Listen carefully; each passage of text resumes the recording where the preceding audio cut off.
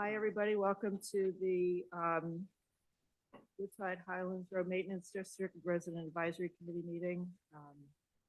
I'd like to begin the meeting at 6:30 p.m.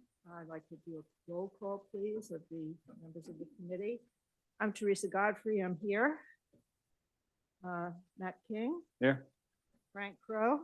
Here. Dean Isaacson. Here. Tim McDonald. Here. And George Schul. Yeah. Great. Welcome, everybody, and welcome to our, we've got two folks in the audience. Welcome. And I thought I saw someone virtual, but I'm not sure. So our first order of business is to appoint a secretary. Is there anybody here who is willing to put that on? Okay. Thank you. Oral communications for items not on the agenda. I have two items that we received in writing. One by Isa Tabor, who asked us to look into putting up a mirror by 31 Santa Maria, getting into the Disabler house. Found it to be unsafe turning from the uphill going into the driveway. And we said that we would bring it up and we could take an action, but that someone on the committee who has some capability in figuring out mirrors and placement might be willing to take that on. I think Annalise is having a problem with volume. Yeah, I could hear you, but I couldn't hear her. You couldn't hear me. I'll move closer to the, can you hear That's now? it. Yeah. Okay. The first item that was not on the agenda was a request for us to look into replacement of the mirror by 31 Santa Maria, which is the Disabler house going up the hill. Apparently there's a turn as people are coming down and it's an unsafe situation. So we've been asked to look to see if a mirror might be placed in that location. And the second correspondence was from Bonnie Sibley regarding our favorite leaning tree. It's the tree by the lower water tank that has been leaning. It is true, it is leaning, and it has been leaning for many years. We had it evaluated a couple of years ago, and we have an appointment with an arborist in November to assess the health of the tree again. I just wanted to bring that up as a kind of, since residents are asking about that tree, it's probably time to take a look at it again. Okay. Are there any other items of oral communication that are not on the agenda? Frank? I think I sent an email to you that the the first curve, the first hairpin turn on the way up has gotten awfully dusty and dirty because of trucks running around cutting the corner short. I think it would behoove us to take a couple people down there, maybe with shovels and brooms, and clean it up a little bit so people don't feel they're forced away from the inside of the curve. That's right by Tobin where the dumpster is right now. Yeah, well, yes, right. Just below Maybe the after the dumpster gets picked up, we can ask for some volunteers to just go down there with some shovels. Yeah. Like the dumpster truck put it there in the first place. Well, I think there was dirt there before the dumpster. Yeah, I think this is mostly Well, I'm from in the spray in the street. It's been going on for years. In fact, I live, of course, right above it, and I hear wheels spinning, woo, every time a large vehicle goes by. The trouble is they just keep cutting the corner. No matter what you do, they'll cut it some more, but at least we can clean it up. Okay. Anybody from the committee? Annalise, you had an item? Yeah, I'd like to request that the address for every line item is stated in the meeting and that they make it onto the minutes, and for future agendas, every address is on there. I do not know who lives in these houses. I don't know the names. I don't know the addresses. So when I get the agenda, half the places I don't even know what we're talking about. And it's important for me to have that research. So please, during this meeting, at the beginning of each line item, state the address add it into the minutes and please start putting it on the agenda. Thank you. Anything else that's not on the agenda? So I think at some point we're going to have to take a look at the swale that's going down the steep part of Russell. Yes, I believe we have that. Is that on the agenda? I think I overlooked that part, sorry. It's- It's not on the agenda. No, okay. So it's continuing to degrade and it's been degrading for years, so we'll need to attend to it at some point. Do Yeah. you know approximately how many feet that is? I mean, if I were to estimate, probably 40 feet. My estimate was 60, so we're close. I was gonna 60 say feet. 100, anyway, it's long. So, It's I'm somewhere in wondering- there. I mean, we noted that area at the time of paving, so we knew Mhm. that that was going to be something that we would probably need to take on. I'm wondering if we want to, because Bruce does do cement work, if we wanted to ask Bruce to submit a bid for that. Mhm. And if it comes in below $2,000 to authorize him to go ahead with that. That makes Sure, sense. Comfortable with that, because that's within the price of what we've been paying for swale work with Yeah. Portoloto and with the other paver that we used, Mhm. a Bay Area paving. Yeah, the only reason not to do that right now is that it's probably not gonna get any worse over this winter. And if we combine it with some other things, it might be more efficient, but if we've got the money and we want to spend it on Bruce, not on Bruce, on on Jesse, I'd be all for it. So the only difference is that this was cement and the other swale work that we have is asphalt. Right, So Bruce is the one who's comfortable doing cement. Bortolotto does not do cement, and Bay Area Paving doesn't do cement. So yeah, they'd Bruce is tear it the out, one who- and they would tear it out and put asphalt in. Yeah, yeah. Yeah, so my thinking was that the section that's actually destroyed is really the section between 114 Russell and my property. Mhm. So the whole thing doesn't need to be replaced. We can just kind of patch up the sections that need to be fixed. If we did want to look at it at a later time, we could do a smaller repair on it just to make sure that it's carrying the water down the hill. Mhm. But there's large chunks of it with exposed dirt now and it's just full of gravel and so forth. So it needs to be attended to in some sort of way. So we Yeah, I can think start with what it- Bruce and just at least get some numbers and some perspective as to what it might take. Yeah, we just need to stabilize it, I think, along your property there. Yeah, yeah. So are we comfortable with allocating some funds to stabilize it in the short run? I mean, or do you want to just get a bid first? You know, it's if it's under $2,000, which has been consistent with our other repairs, I think that's, you know, it's logical. So it's a good recommendation. So I think if we say that the repair is probably within that amount, then maybe we just choose to go ahead. And if it's above that amount, then we bring it back to this committee to decide on it and get additional bids. Okay. wanna You make want a that motion, Teresa? Like to Motion. make a motion for everything I just said. Yeah. I move that we go out and talk to Bruce about repairing the concrete and put a limit of $2,000 on it for the moment. Well said. Second? All those in favor? Aye. Aye. Opposed? Great, thank you. Okay, any other oral communication? All right, approval of the minutes that were attached, the minutes, it was the meeting of July 31st, 2023. Anybody have any changes or additions to the minutes? I had no changes. Do I hear a motion to accept? I'll make a motion. Second? Second. All those in favor? Aye. Aye. Opposed? Great, thank you. New business. Jean, do you want to cover this? This is the item entitled Comcast Battery Box.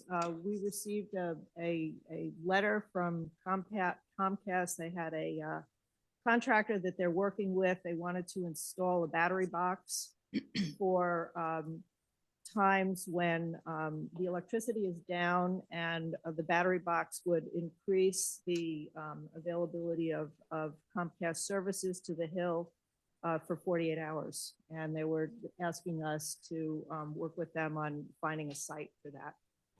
Okay, so the fellow who came out was a representative of the company who does this sort of work for Comcast. I mean, he was not Comcast. And so this requirement, apparently it's a state requirement that this utility, I guess you call it Comcast, they need to be providing, actually it's 72 hours worth of internet service. And the reason why is not so people can play games on the internet and that sort of thing. It's something to do with 911 and all that. There's more to it than just convenience for residents. So anyway, what they were doing, for example, now when the power was down, was they brought in this terrible diesel fuel spewing, a smoke spewing generator, hooked it up, and it ran for an entire day and just stunk. Anyway, and it wouldn't last for 72 hours for sure. So it's a requirement, I think statewide, and so we have no choice in that. The two locations they're looking at are, we shall refer to the second curve, the one that wraps, is above Tobin, wraps around me. And there's a telephone pole there at the curve where Tobin's property becomes Bart and Cindy's property. A little farther around, there's another pole. And the requirement is, this can't be hung. It's going to be really big, like a cabinet size more. It can't be hung from the pole. If you look up that pole now, you'll see there's an existing box about that size. It's apparently a battery. This new box is going to contain, he said, I think 15 lithium batteries. And of course, people have strong feelings about lithium batteries and so forth. But anyway, that's what it is. I think it's something like 3 feet deep, 4 feet or 6 feet high, and the other 4 to 6 feet wide. It's huge, and it sits on a concrete base.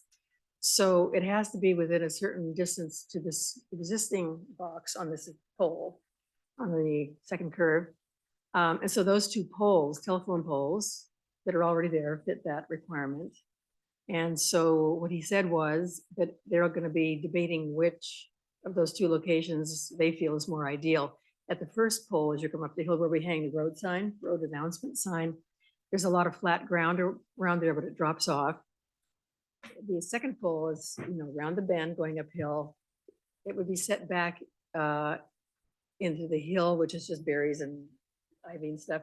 Apparently there's in the ivy and stuff in there, there's a sort of flat-ish spot, and they would put it between the pole and the guy wires. So it's already there, kind of ugly stuff there already. So that's what that's about. It's a requirement, 72 hours of power, and they're thinking about it, where to put it. They need to do a survey to determine what utilities are possibly in the way. Yeah. So that will be some of the determining factor of which site they come back to us with their preference. So we're supposed to get an architectural drawing with the site map on it and their recommendation sometime after the first of the year. So this is just brought to you for information. We have a say on where it's going to land, or is this more they're going to come back and say it's going to go here? Do you have any concerns? Well, we were involved with looking at the two sites that they were talking about. They had some preference, and we had already mixed an idea that they had, Okay. which was by Jean's Tree, right? It was. Well, yeah, it was a funny location where you picture that curve. If you're going downhill, you wrap around. The thing was going to be right around the bend, and and people cut the corner. And the other thing too, they would have to cut across the road and bury this line or whatever that leads from the existing box up there to this, whatever they put, where they put it. In the first case, they went next to the first pole as you go uphill. The box is already there. They just run whatever, they run down to this cabinet. Second choice, if they choose it, is they run the line down the pole, underground it around the bend, and put the box at that second pole. And they looked at the driveway where 16 Santa Maria comes out onto Santa Maria. And apparently they have an easement for their poles. I'm not aware of ever seeing that on a survey or anything, but PG&E has an easement all along the road to connect all their poles, obviously. And they feel they can easily know how to dig into that, the least disturbance possible. Right, I would say that.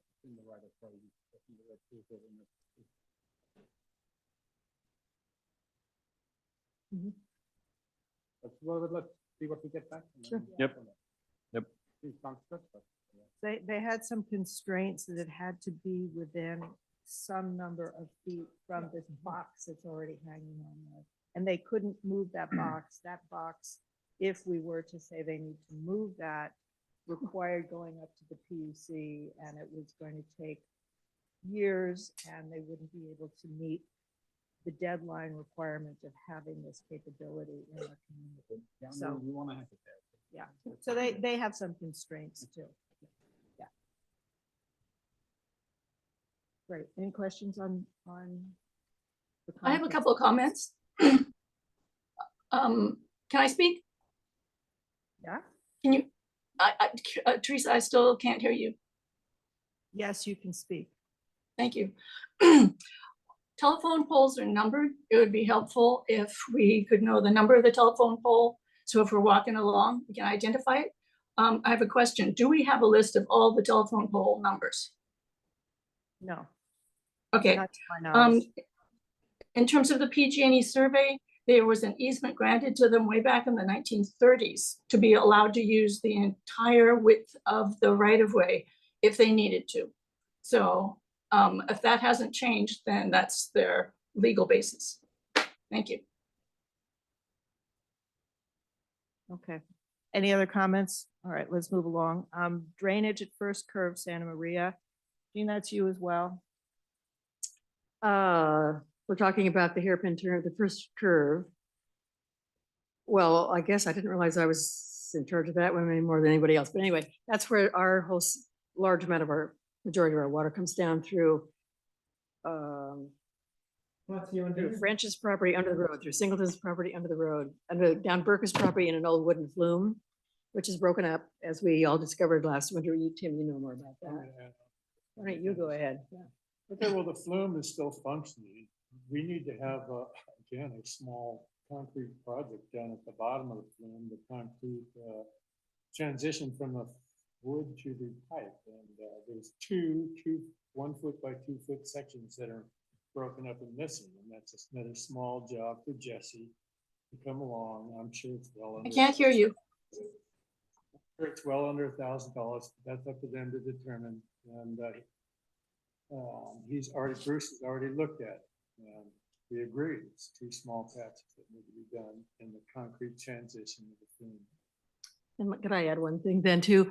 I tried to, I talked with the people on Wayside, and they have used a company called Alpine Construction for a lot of their projects and have been happy with them. So I called them several times and never got an answer. So I think they're too busy. It's too small a project for them to be interested in.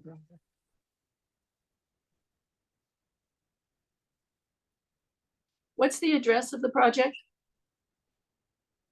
It's actually across from the Tobins at 12 Santa Maria. It's on the outside of that curve and back in the bushes there. So that's the Portola Valley address. That's the opposite property, right? Yes, they're beyond the wire fencing, 1077 Portola Road. But Thank you. But anyway, the pipe mainly comes down through Burka, the flume, and one small lot of the several lots that 1077 owns. It's a big property. They have several lots or parcels, whatever you want to, like we do. A lot of us have, I have 3 lots. Somebody else has 5. So when the road maintenance district was formed, this sharp little pointy lot was included in our maintenance district because that's where our water goes through to get to Portola Road. So it's just an oddity that a Portola Road property, a part of it is in our road maintenance district, but that's the reason why, because that's where the water goes. So that water, if it's flying out there and shooting out of this, this broken part, spills onto their property. Last year it was going into the garage. It was a mess, so it's got to be fixed. It starts at 21 Santa Maria. So that's where the flume starts. Mm-hmm. And then it goes. Okay, down. so this issue isn't about 12 Santa Maria, the Tobin property. It's not on the 21. Tobin property. 21 Santa Maria, 21. Thank you. It's on the other side. Okay, Tim, do you wanna drive it with an estimate on, so similar like, where we have an estimate? I can't hear you. We can ask Bruce for an estimate. He's already looked at it. Okay, yeah, so I would say it's like, can you give a max estimate so you can, like, okay, do you think you will be less than $1,000 or something, so we can? Well, I think we're talking 4 bags of concrete mixed up and dumped into 2 little holes. Okay, so then, can we make a motion to approve, conditionally $500? Or 1,000? I would go with 1,000. Okay, Yeah. 1,000. I would say, let's be safe, because there's a lot going on in there. I've seen it. Yeah, I know, but we're not gonna try and restore the flame system. Repair The The concrete, 2 breaks where it's draining down into the latest property just below it. right. So I hear a motion to approve up to $1,000 to make the 2 concrete repairs that Tim has recommended to the lower portion of the flume. Do I hear a second? Second. Any other conversation? All those in favor? Aye. Opposed? Great, thank you. Great job. The other business was the road damage in front of 21 Santa Maria. Gene, you seem to be the hot ticket right now. I'm just Snoopy. I look at everything when I go walking. Yeah, along in front of 21 Santa Maria, which is a 2-story house next to me.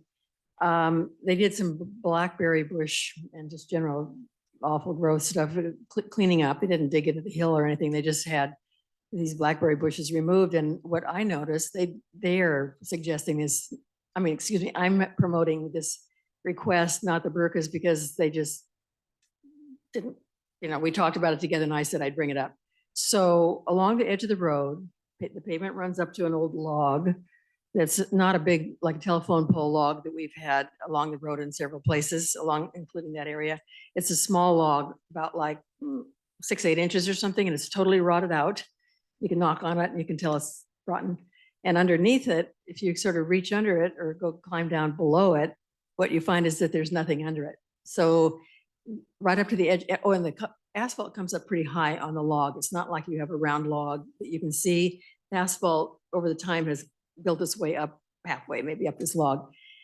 Anyway, there's no support under the road there, and it may even extend further where they didn't do any clearing, where we have logs along the side of the road. So I think it's a dangerous spot in the sense that it looks like there's a road there and you really shouldn't be driving there. So the question is, does it need a retaining wall of some sort, or take the log out and get a big telephone pole someplace, as we have before from PG&E? They've been generous to give us poles they're taking away, and make a better barrier there so that nobody goes over the side. So it's going to take, well, we should all, obviously I'm not saying to do it or how to do it or whatever, but I think we should take a look. Tim has seen it. You've seen it, Teresa.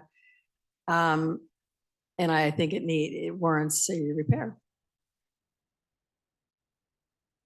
Tim, I know you've taken a look at the underpinnings of that area, and I don't want to put words in your mouth, but you did look at that, right? I almost felt like we could pack the dirt back in there and hope it lasts for another winter. Mhm. Where would the dirt come from? I'm assuming the dirt came out of there and went down the hill, so I'm guessing that we take the dirt from the hill and push it back underneath it. No. I got some driveway, or I got some dirt in my driveway you can have. There you go. Why didn't we save the dirt we dug out of that drain up the hill? We weren't thinking. So Get a whole is- bucket. Is the road at risk of caving in as a result of this? Or Well, if somebody drove on The it, log would cave in if somebody drove on the log. So if somebody hit Right. the log would just Probably collapse. disintegrate, fall go in. I think you have to look at it to understand it. Yeah. It doesn't do any good to describe it here. You have to look, and there's nothing supporting this rotten old log except air at this time. So do you want to pack some dirt back in there, or do you want to do something more that will last a little while? A new log would be good. That'd be great. Got any old telephone poles lying around? There you go. That's No, not let's my ask- driveway. Let's ask PG&E if they're taking any down soon. Oh, they took one down on Trinity, but it's gone probably. What about yours, Michael? I'm sorry. Trinity's gone.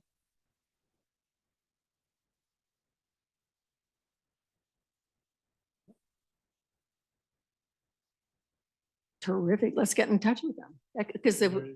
because a whole pole could take care of more than just this log, but a long distance. And I have a feeling this condition goes farther than we can now see because of the underbrush and stuff. That's terrific. We got to ask them. Who do we ask? Let's ask. Oh, I perfect. mean, they were happy to leave one of the biggest, longest poles, but sorry, at the third curve. They left for us when they took a pole out down there, and it's a great product, you know, it's free and it's strong and it's big. Let's do it. Great. Okay, good. Who wants to take this project on as a project? Work with Mike. with the I will. telephone pole. Will you put up with me, Michael? We can do it. Let's get that number and call for starters. Or call them. Good. Okay, great. Thank you very much. Old business, financial report. So not much new to report. At the last meeting, we approved our budgets for the 23-24 year at 149,500. The bulk of that is made up with the paving plans. So 137.5 is made up with paving plans. The remainder is for everything else that we had approved in previous years: dumpsters, miscellaneous tools, miscellaneous road repair, and so forth. So far, we have not approved a lot of spend. So we've approved a couple grand, $3,000 tonight. Prior to that, though, it's just the dumpsters for the fall cleanup. I sent a note to Bruce asking for the receipt on that, so I'm awaiting that. Frank was previously approved for $200 for the dots, the road reflectors. So Frank, if you have made progress on that, I send you an email. If you can let me know where we stand in terms of that purchase, I can plan for that as well. And then the final was the asphalt repair that was to Georg. And Georg, I think they processed that, but okay, good. They reached out to the town today to find out. So we haven't actually spent much money so far this year, which is good, just the dumpster and the asphalt repair, but we have a couple things that are pending. So Frank, looks like you just came back. Yeah, I just don't expect, I wanted to note that I don't expect the dots business to happen anytime soon because we first have to figure out how to stripe the road. And I've been ghosted on that, so I'm not sure what we're gonna do. Got it. Okay. So we do have a name of another striping company if we're not getting anywhere with that.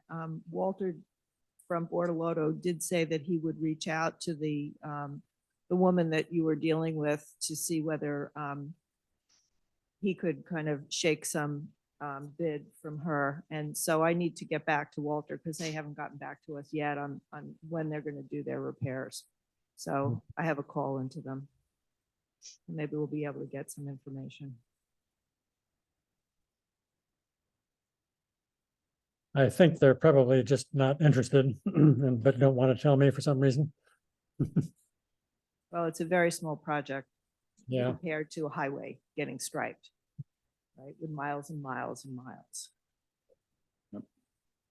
So where this basically leaves us on our current approvals with the budget, with 149,500, we would end the year still at 254,705.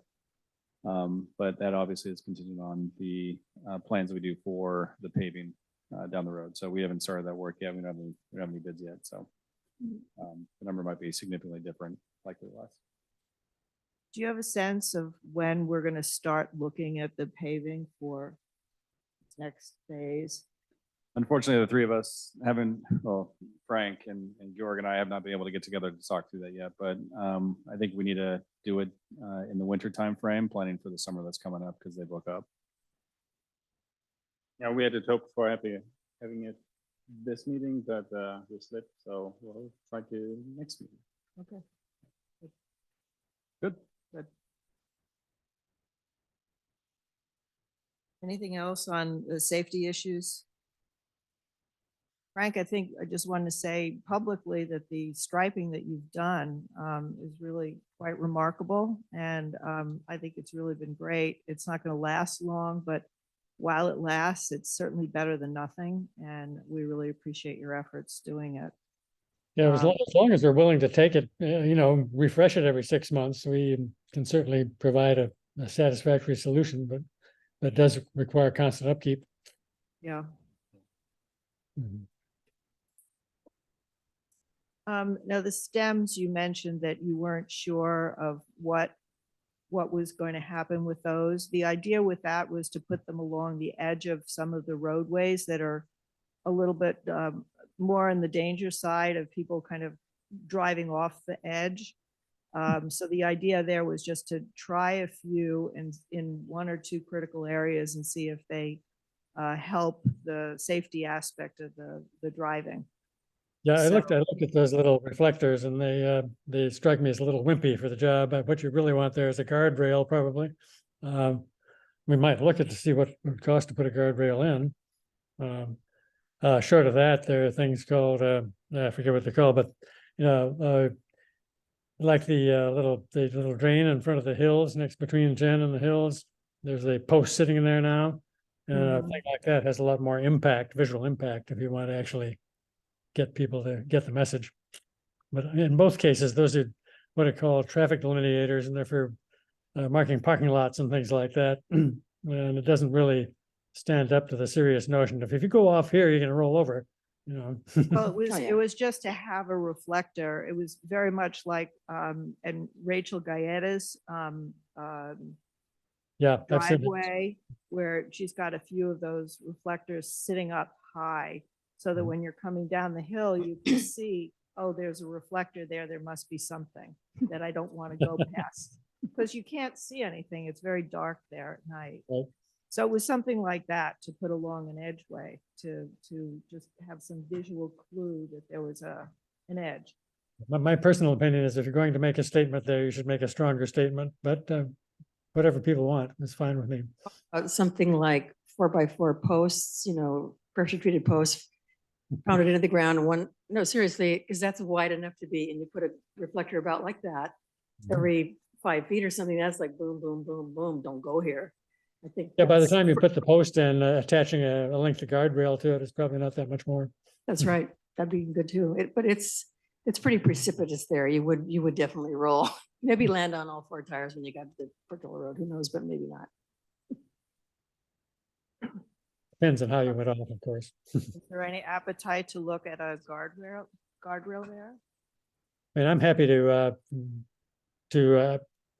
I'm happy to ask our local fella whether he'd like to look at the possibility of putting a guardrail there. Bruce. Oh, All right. He's done a lot of work of that sort. yeah. Yeah. Well, it almost implies that it's strong enough to do something when it's not. Whereas the wimpy ones or the posts, like I suggested, at least clearly they're not there to stop you from rolling over. They're saying, don't go here. That's all. It's all a matter of what kind of statement we want to make there. As much as I'm helping people to see, guide them down. Garrett, can you address your mic? But we don't want to send the wrong message that, guardrails, I think, would be overdoing it. I think, putting some stems down, that one I can see. Yeah, we could put a wooden rail up as sort of a compromise. Yeah, so I think we don't need to ask for guardrails. I would suggest not to ask for guardrails, but stems, we can try out. There's no harm, no foul. So it sounds like we're back to stems, Frank. That wasn't, if you'd like me to take that one on, I'd be very happy to just follow up with that. We've already. That's very easy to do. You just have to stick them in the ground. All right. Are you comfortable proceeding will- with that? I will put some in and we'll see how they All work. right. All right. Thank you, Frank. Thanks, Okay. Frank. Okay. catch drain below 62 Santa Maria. I understand that Matt and Jean have had some very exciting activity along that drain area. You did. She woke me up Saturday morning and we cleaned it out. Yay. It is, at least temporarily, the most beautiful drain on the entire hill. You're just seeing Matt, he's down on his knees, cleaning it out as if it was, I don't know, a beautiful new, like a kitchen sink or something. It was incredible. It'll probably last a week, you know, but no, we took out how much, Matt? Big bucket of, it was solid, full of dirt. Yeah. Way in there. He was reaching in there and digging out. I think you were actually sweeping it out too, weren't you? It was so tidy. Anyway. I'm sure it looks good. It looks beautiful. Yeah, so we took out about 1.5 5-gallon buckets worth of dirt out of there. Thankfully, the dirt had not gone down the pipe. Yeah. It just collected in the box. So took maybe, I don't know, probably took like what, half an hour or something like that. So actually wasn't too bad. I think more like a couple hours. And I think that what is your rate? Yeah. No, it was, it just goes to show, it got missed somehow last road day. And all that dirt was sitting there. And of course, now a problem we're facing now is gophers burrowing behind rock walls and everything. If you've noticed the wall that goes around across from your house, there are these beautiful, Is this on the agenda? Yes. does this bother you somehow? We're talking about. It's the paving- Gophers. I didn't think they were on the agenda. We're talking about drainage, I think, aren't we here? Yes. little we're bit talking here. about Drainage. A problem we're facing coming along here is that gophers are burrowing around and dirt is falling into our swales, our gutters. And then it makes its way into our drainage system where it can get compacted. Right. So we need to think about this dirt that gophers are forcing into our drainage system. I think. What you think? Yes. Thank you. It is an ongoing problem for sure. And when we remind people to clean out their drains, part of the reason that we need attention to this is that we have activities working against us, i.e. gophers, i.e. movement of ground that causes dirt to fall in. And it's just an ongoing issue that needs to be in everyone's mind. Thank you for cleaning out that drain. Sounds like it was very worthwhile, and we Teamwork. appreciate it. Okay. Item D, paving follow-up. We, at the time of the paving by Bortolotto, we were having some issues with the curvature or the way the slope was coming down Leroy and integrating into Santa Maria.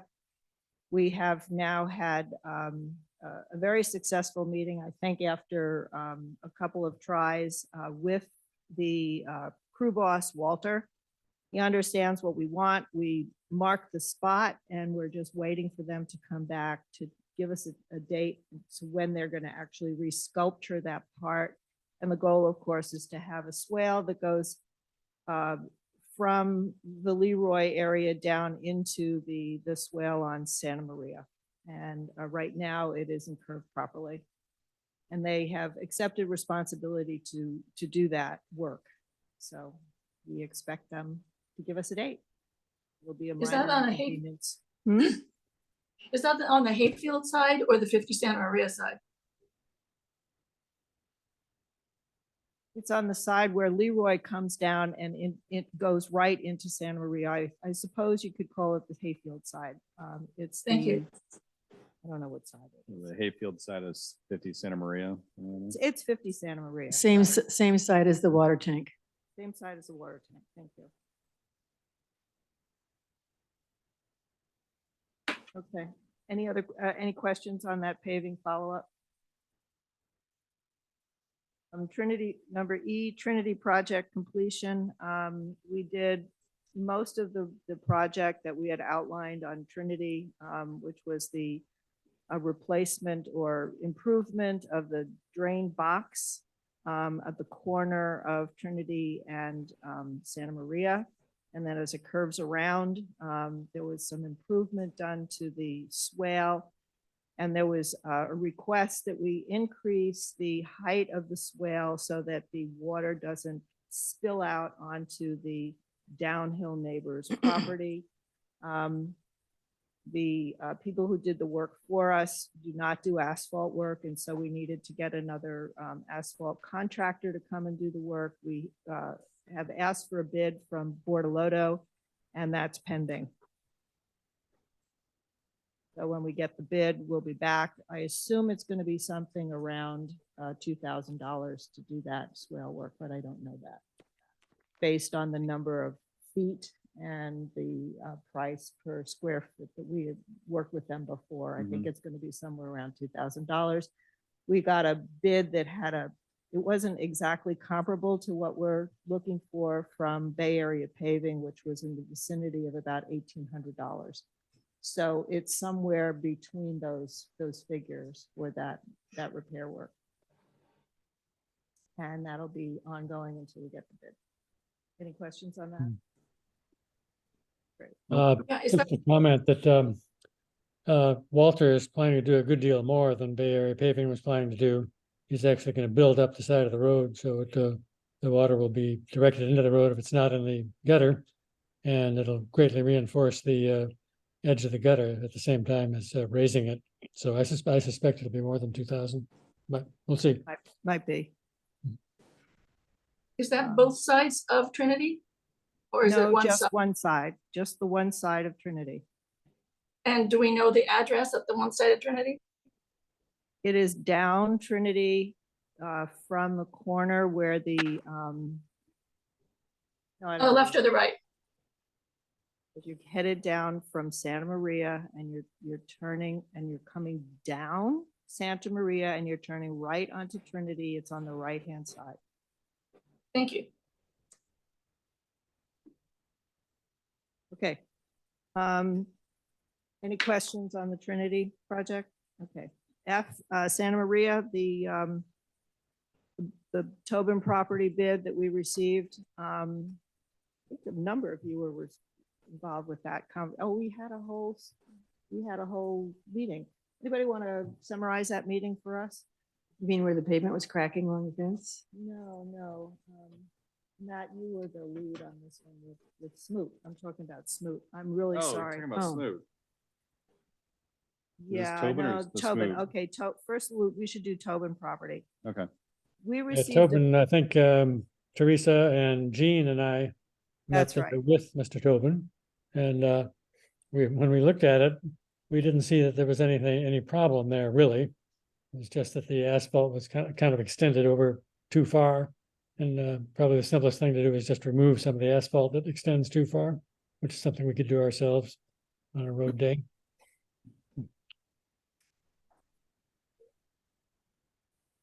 It's number 12, Santa Maria, Maria. first house on the right, but you wrap around it, the first curve wraps around it.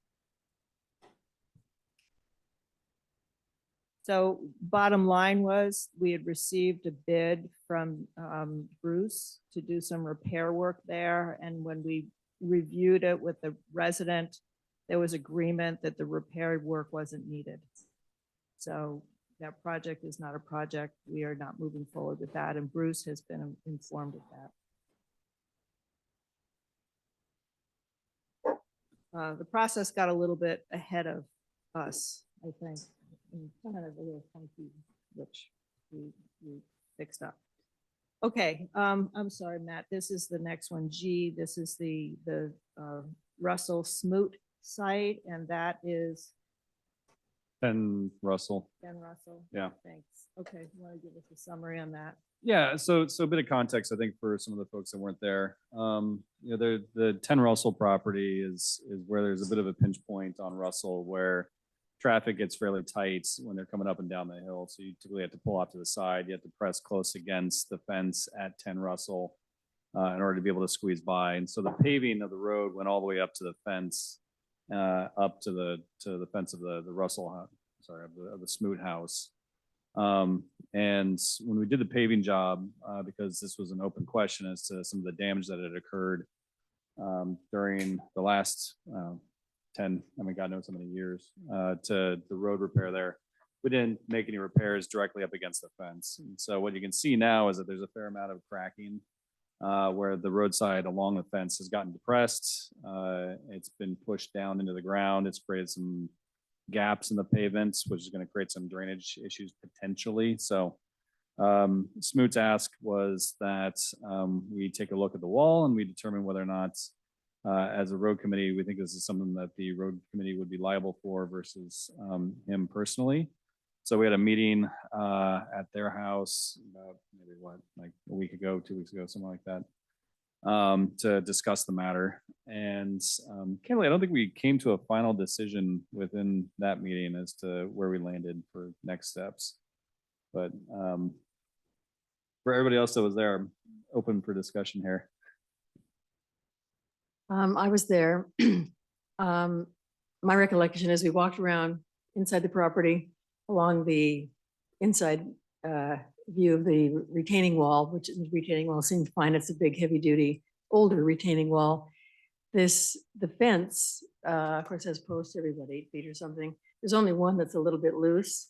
And I Two. kind of think with the two, we kind of concluded that they could be reset, that the wall itself is fine. I think one of the questions here is the pavement abuts a fence, and usually there's nothing really very solid underneath there, and maybe shouldn't have paved that far anyway, but I certainly didn't feel that the wall itself had a problem, and the fence could be straightened out to look good. And he's going to take out that fence anyway, right? Or change it to a different design. Well, he wants the fence vertical. Yeah. So right now the fence is leaning in because it's attached to posts that are attached to the retaining wall. So the retaining wall posts go into the ground. We don't know how far, but they go into the ground. They hold the retaining wall that holds the hillside up. Those posts extend well up about 3.5, 4 feet to create the fence posts as well. So they're attached to one and the same. So one of the options that would be on the table would be that if Rob were to repair the fence himself, that he would just build a floating fence that sits above the broken retaining wall. And then we just let the retaining wall fail over time and we defer the question. But So is the wall failing though, or is it the fence post is rotten at the bottom? Didn't we sort of poke around? I'm just sort of remembering that the fence is a little wobbly in this one section, but it's not really the retaining wall. Oh, it's being pushed. The wall is pushing the fence. So the dirt has compacted above. It's pushed Okay. the wall out. The wall's pushed the posts. Okay. Mhm. Yeah, and so that's the problem. Okay. Yeah, it's a So sort of standard settling that happens in any situation like that. So you're getting a little Right. cracking there. One issue, of course, is that is that fence on the road right away? So I think we maybe have a situation where the property owner put a fence up on the road right away, and now he's complaining that his fence isn't good enough. Just to play devil's advocate here.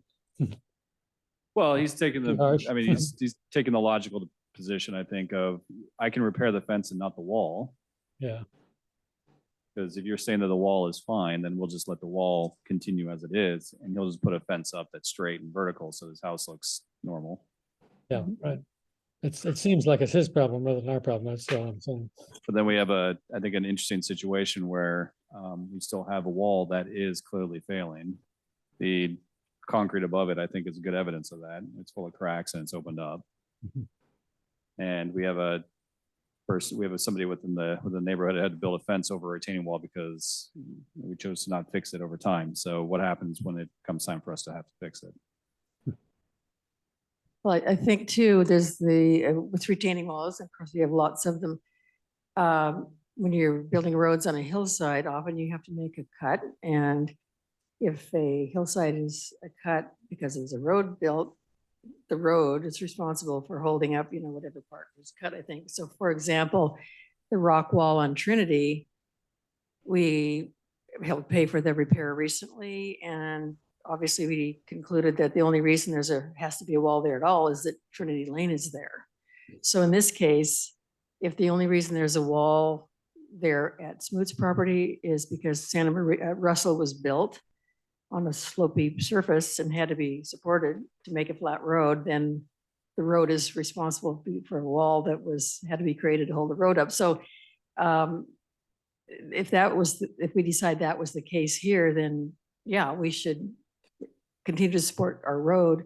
For example, we did build a retaining wall. Bruce built a nice rebar, I mean, a steel I-beam wall on the upper part of Tobin's at 12 Santa Maria as you approach the pole with the battery hanging on it. We took out an old rotten log retaining wall there that was pretty, I mean, how big? I don't remember, 4 feet high or 5 or 6 or something, because it's there only because Santa Maria is there.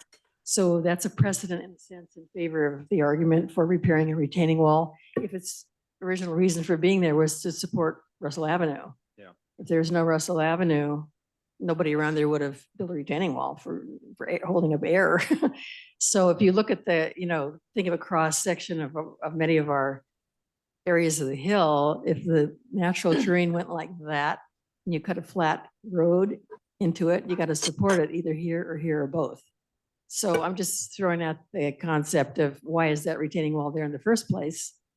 And if it's there to hold up a road, maybe the road's responsible for continuing to hold up the road. I think it's a good point. If that wall wasn't there, I think the hillside would just flow directly into the smooth property. Well, yeah, if you look around at lots of retaining walls on the hill, for example, the one below you, Annalise, that cuts, that supports a hillside there that was cut, obviously, to let Santa Maria through. Or let me think, the retaining walls along Portola Road the town has built are there to hold up the hillside that was cut to create a flat Portola Road. This is just an example. And you can see places where the mountain comes down like this, there's Portola Road, and then there's this hump over here, which is the natural terrain, and Portola Road was cut through there to keep it flat. The original Portola Road went up and down like that, probably. So many places in our neighborhood, there are things holding up a road or holding up the bank from falling on the road. So just a thought. Yeah, It'd be interesting to do an inventory of all the retaining walls and whether they're clearly retaining the road or not. But I think Frank has a good point. Is the fence, if the fence is on the right of way, then the fence has it shouldn't be there. It should be feet back from the edge of the property. Yeah, so I wanted to comment, on the leaning wall, I wouldn't say it's a failing wall yet. So that's I want to make sure that we draw the distinction between a leaning wall. It's like, okay, something is moving, but it doesn't mean that we'll need to do immediate action, right? Like we'd be glad if we could have all our walls straight, right? But it's just not the case. I think we have to separate out. Is it in a situation where it's just structurally not sound anymore, and we would need to do something additional support? It more sounds like Rob is worried about, is annoyed by his leaning fence posts, which go with the wall. And I would say that should be something on him. I don't see that, if the wall looks structurally sound but leaning, that's, I think, still. Well, I think it's fair. I think the thing to keep in mind is that, well, I mean, I'm not an engineer, but I can tell when I'm wiggling the post back and forth that the post is probably not holding up the wall anymore. Yeah. So I think we need to keep in mind that it may not have failed. It's in the process of failing, and it's going to probably continue to degrade over time. And so we can choose to accept that time and just not make the repairs to the wall, or we can choose to attend to it now and potentially at a lesser cost because less damage to the hillside has occurred as a result. Fix a small problem now versus potentially fix a bigger problem later. Matt, do you recall how close to the wall, the actual drivable used surface of Russell Avenue is? Is it like a foot away or 3 feet away from where cars are actually putting pressure on the road over and over and over again versus just a little parking area? I think maybe it varies along the fence there. Could be. No, I think I haven't measured it. Yeah. Okay. Yeah. So if it's far away, then there's no weight from cars pressing it every day. If it's not part of the drivable road, if it's just parking. No, I think it's very clearly in the drivable part. It's Okay. not just his, Okay. like the driving spots, parking spots are further down up the hill. I think where it Okay. even before the paving, Yeah. that's clearly on the narrow spot. But it's clearly a drivable part. Mhm. I think the question is, I don't actually see that two cars will pass each other there anyway. I think this is actually a spot where I assume there is only one car passing by, so it's not that the road will actually get loaded there, because physically I don't see two cars. Probably my car fits through with another car, but no other two cars fit through there. So they will always wait upside or uphill or downhill before making a pass. So I don't see from a loading perspective, it's right where the road is, but I never saw anybody passing in the narrow spot. Okay. There's good enough spots placed below and above. Right. So I don't hear consensus here at the moment. I think we can, I mean, more of us, well, I guess, I don't know who else, you were there, most of us were there, I guess, but to take another look maybe, now that we've talked about various ideas and really look at it and see, is that wall really failing, or is it, you know, who's really, I would suggest that we actually probably ask Bruce to have a look specifically, Mhm. just from a structural integrity standpoint. So that, like, I want to make sure that we address it if it's structurally has a limit to it, right? Mhm. That sound good? And we go So I from- want to be clear that what your recommendation is that Bruce actually look at the retaining wall to see that the Yes. retaining wall Yes. is structurally Is sound. sound.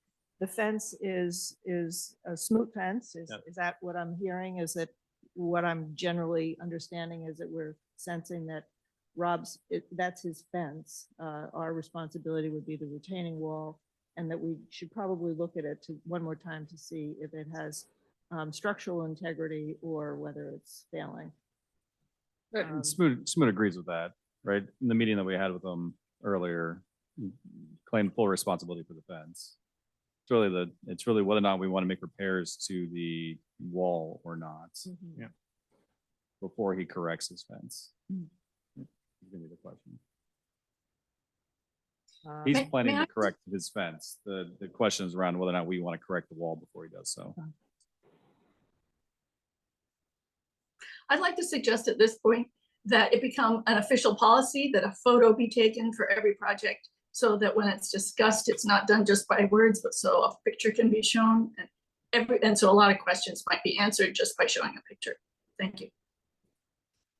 Okay, any other conversation about this? I have a recommendation that Bruce take a look at the retaining wall to see about its structural integrity. Is there consensus around that, or? I'm fine with that. I agree. Okay, let's take that next step, and then we'll have to get back to Rob on once he takes a look at it and gives us his recommendation. If we need to look at it again, we can, but I'm not anxious to look at it again. My own feelings on the project. Leave it at that. Anything else? Okay, thanks very much.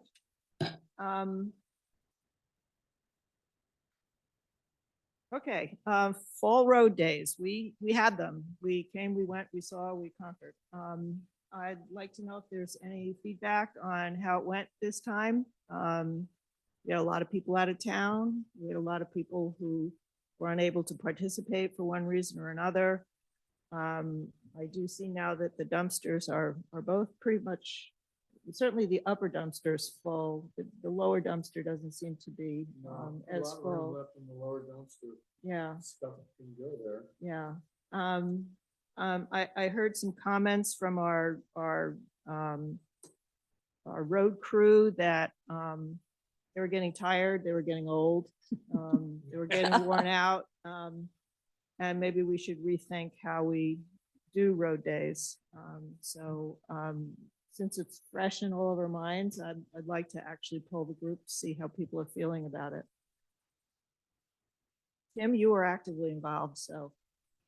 I don't mind doing it. You know, it is a Portola Valley tradition that community comes together and does that kind of thing. Now, whether there's a shift in the mindset of Portola Valley into where we pay someone to do everything, that's a question that is up to the board now. Well, this is Woodside Highlands. This is not all of Portola Valley, so we don't have to take I know. that big of Trying to a take over. bite. But it has been a very big part of the tradition of community involvement for Woodside Highlands. And our question really is for those people who do not participate, why are they not participating? And is it something structural? Is it something that we're doing, or is it something more that people who are more on the younger end of the spectrum just don't have the time, the interest, the inclination, or is there something else going on that we just don't understand? The question is not much. It's 4 to 5 hours a year involved in cleaning up on Sundays. It's a 2-hour project on Sunday morning, twice a year. This is not a big, so it's something else. Let me ask a question.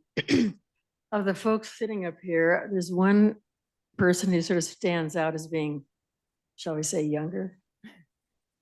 But not, there's even a younger bunch. I hate to say this. So anyway, I'm wondering if you've heard any, chit chat, Matt, among younger people about, well, why would I want to go out and do that when I'm so busy? And, or do they just, were they all like their games and stuff going on? Or do they just not see the point when you could just pay somebody? Honestly, that's what I've been hearing. Why would we go out and get all dirty and hurt our backs and stuff if we could just pay some people to do it? Like, I'm talking about the cleanup day, going out and cleaning up your own frontage. That I think people, that's their job, right? Or if they want to have a messy looking place, I guess we can't do anything about it. But so I'm not saying we should pay people to do that, and you shouldn't, because you never know what kind of mess they'd make. That's a different kind of skill set. But as far as the pickup, I agree. And it used to be really fun. I have all these pictures of people laughing and talking and helping, and driving, 3 guys standing up in the back of a pickup truck and smiling and laughing. But is it the case now where this just not going to work anymore? And as that group that was out, let's say, I was kind of thinking maybe the average age is about 80 out there, maybe a little less, but and things hurt more then. And maybe we need to go back, was what I'm saying, to the way we did it during COVID, where the community does the work to clean up the place and get it ready to be picked up on Saturday. And a group of gardeners, whoever we hire, somebody trustworthy to pick the stuff up and transport it to the dumpsters. Maybe that's what we need to go to. I'm not saying we have to, but it's a possibility I think we need to think about, because the turnout was pretty skimpy, I think, this year. Well, just speaking for myself and for Judy, we had fun, and Yeah. we did it again. And the crew we had was laughing and having fun and so forth. We had a smaller number than many years this time, but we had a couple of our stalwarts like Georg and Craig, for instance, that weren't around. Furthermore, there wasn't all that much to pick up because people didn't do a great job of cleaning up the day before. Right. So it all worked out. Perfect. You missed me, my chainsaw. I see that. Aha. Definitely missed you.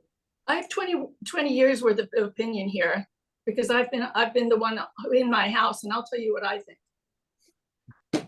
20 years ago, I thought that was such a wonderful, fun idea. I got out there and I helped clean up the road. Then I discovered that less than 20% of the people were actually participating. It was a fake. It wasn't true. It wasn't true that the whole neighborhood came out and did it. And it ended up, and you clean in front of your own place.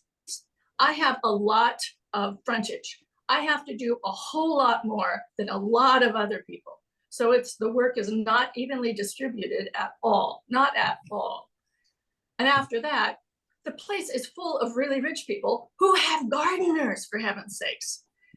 The idea that you're going to try and get slave labor out there for some concept of something that sounds nice, but has not existed for the entire 20 years I've been there. The percentage of people who participate is the number you need to look at, because that's what's going on. I don't understand why we don't hire people to do it and get together for parties for other reasons. Because as a homeowner, I've decided that you just want slave labor, and you think that's fun, and you think it's an idea from 50 years ago. That's what I see. And that's why I participated early on, and I don't anymore. Thank you. I rather And enjoy my 30 to 40-year-old experience here, and I don't care if I'm the only one out there. I'm still happy to be slave labor, and I think there are probably a few others of us too. Let's When- keep. Mhm.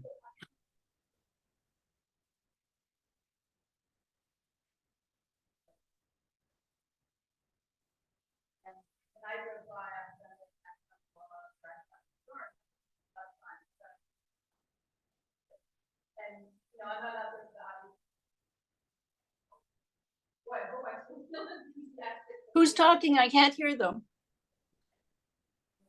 It's when she's given her perspective. Can she get to a mic?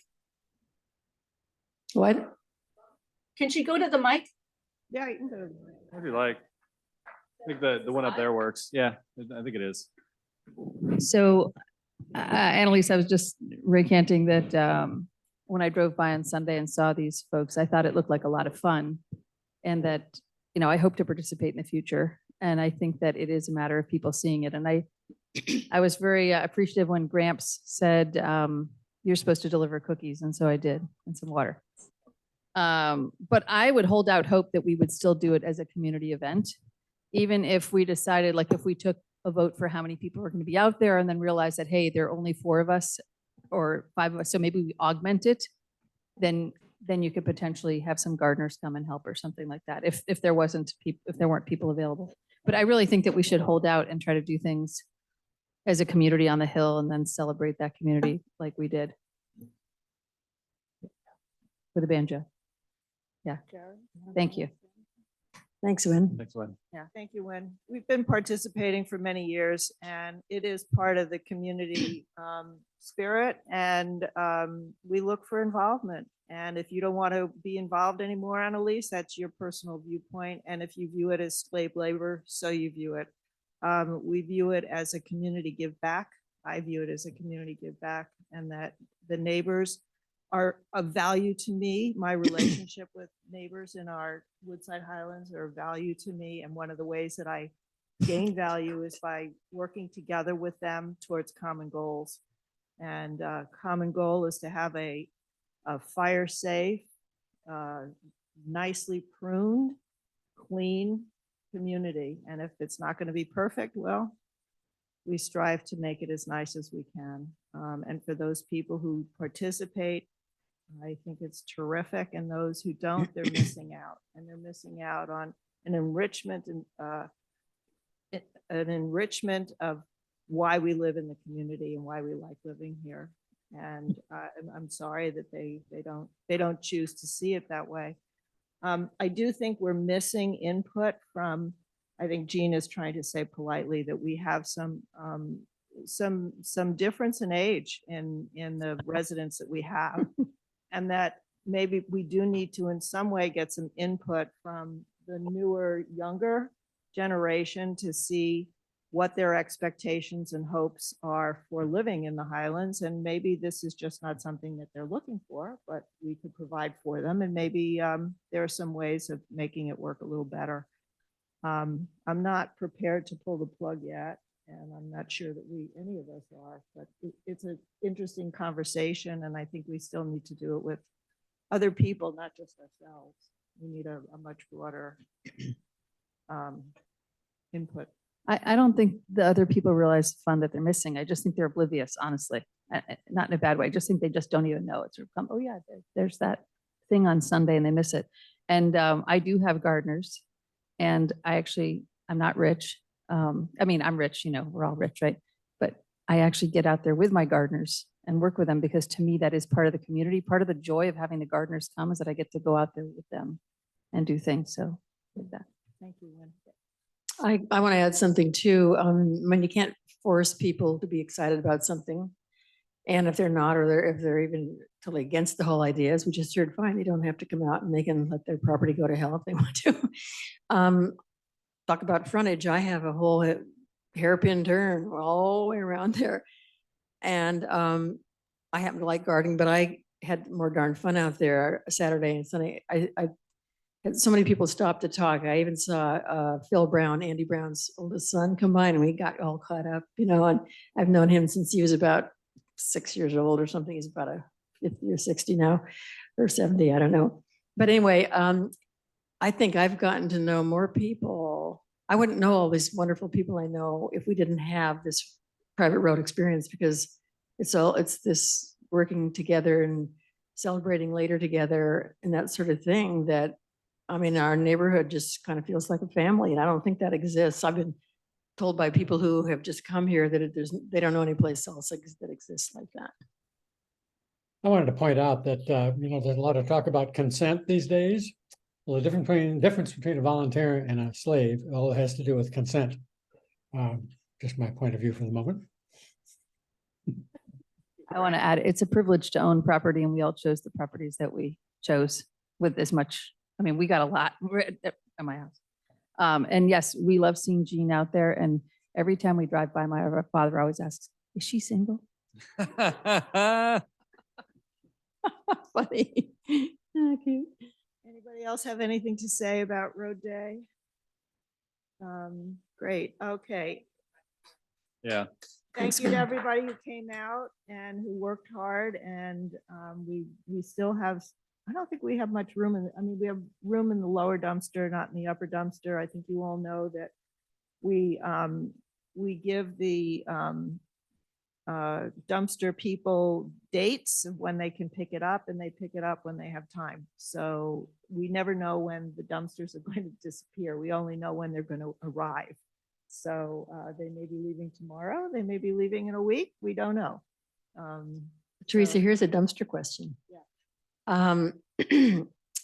We have this way it works where after the dumpsters, after the whole cleanup formally is finished, any space left, neighbors can bring out stuff from within their property, vegetation, not just any old junk like an old refrigerator. So I think maybe we might want to mention poison oak's not allowed in there, wouldn't that?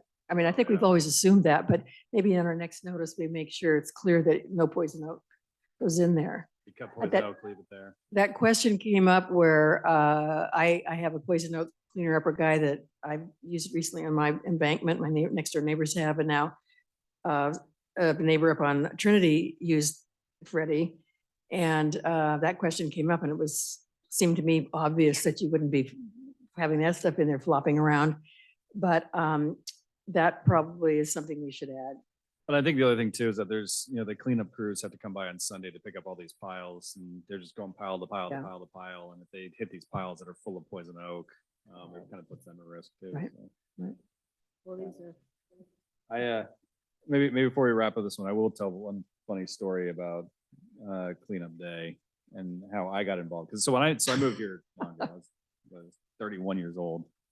My wife was super pregnant with Sophie, who's now 12. And we had lived here for maybe 2 weeks at this point, hadn't met anybody.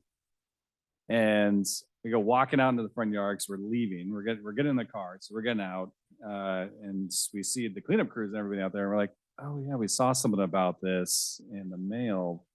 Well, shoot, we have plans. We're gonna out of town anyway. Bruce walks up and I love Bruce, but this is the very first words Bruce ever said to me. And this is while Anne's having like a great conversation with my wife about, her being pregnant and all that stuff. But Bruce, very first thing ever says from about 25 feet away, yells up to my house, it's cleanup weekend. At the moment I was like, what in the world?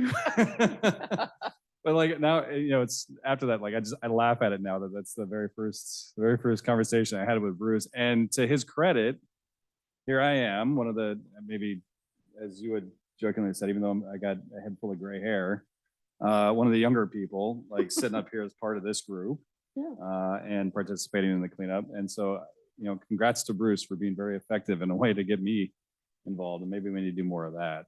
I thought Put you some were going to pressure say on what some he folks. would say. Where are you going? Yeah. It's a cleanup weekend. Yeah.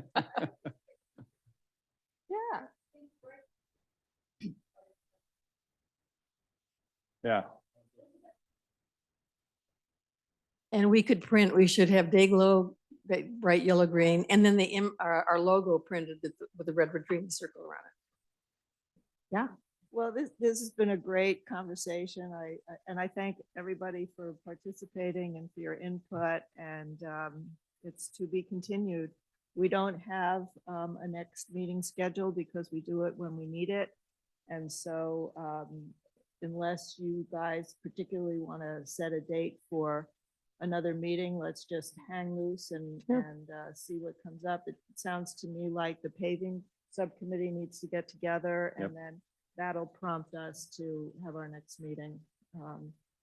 So I thank you all, and I officially adjourn the meeting. Thank you, Thank you. Teresa. And thank you, Gary, for being the tech support.